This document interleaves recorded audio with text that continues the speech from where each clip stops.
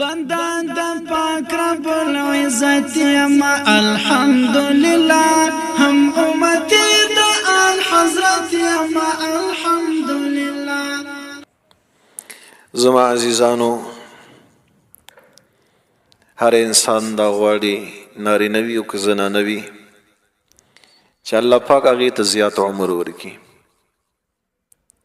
سره د خیر و برکت، سره د عافیت. همدارنګه هر انسان دا غواړي چې الله پاک د هغې په مال کې او د هغې په عمر کې خیر و برکت واچوي. هر انسان دا غواړي چې الله پاک هغې ته عزت ورکړي، الله پاک هغې ته شان ورکړي. اوس سوال دا پیدا کېږي عمر څنګه زیاتېږي؟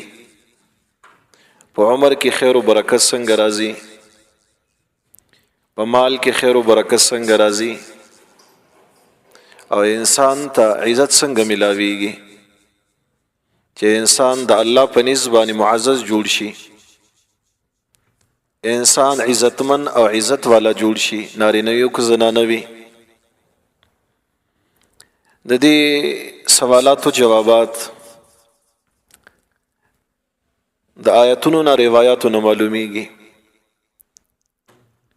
رسول صلی الله تعالی علیه وسلم خپل امت ته فرمایي: من احب ان یبسط له فی رزقه وینسأ له فی اثره فلیصل رحمه.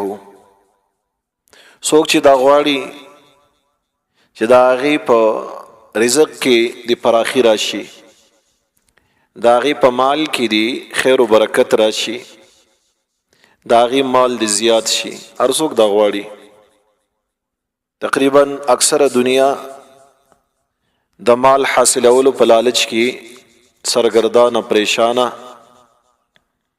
ډېر خلک د مال د وجې نه د ډپریشن شکار دي، د تشویش شکار دي، د مرضونو شکار دي چې څنګه زما مال زیات شي.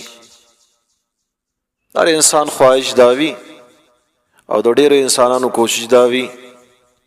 علیه الصلاة والسلام مبارک د دې دپاره ډېره اسانه نسخه ښودلې ده: من احب ان یبسط له فی رزقه.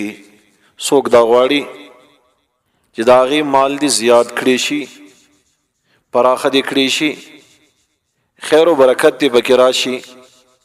وینسأ له فی اثره. او څوک دا غواړي چې د هغې عمر دې زیات کړی شي، د هغې عمر دې طویل او دراز کړی شي، په عمر کې دې برکت راشي. فلیصل رحمه. هغه دې د خپلو خپلوانو عزیزانو سره ښېګڼه کوي، همدردي کوي، د هغو سره دې ښه تعلقات ساتي، د مور او پلار خدمت دې کوي.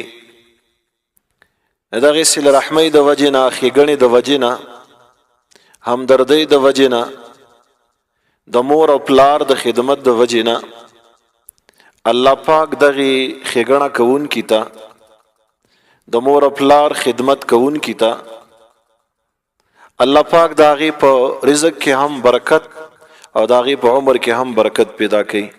رزق هم زیات او د هغې عمر هم زیات، سره د خیر و برکت. زړه کې ستره خزانه د سپین ایمان لرمه، غني په داسې ستر دولت یمه الحمدلله. د خدای قرآن لرم لارښود، د ژوند په هره لار کې تلونکی رڼا کې دا سنت یمه الحمدلله.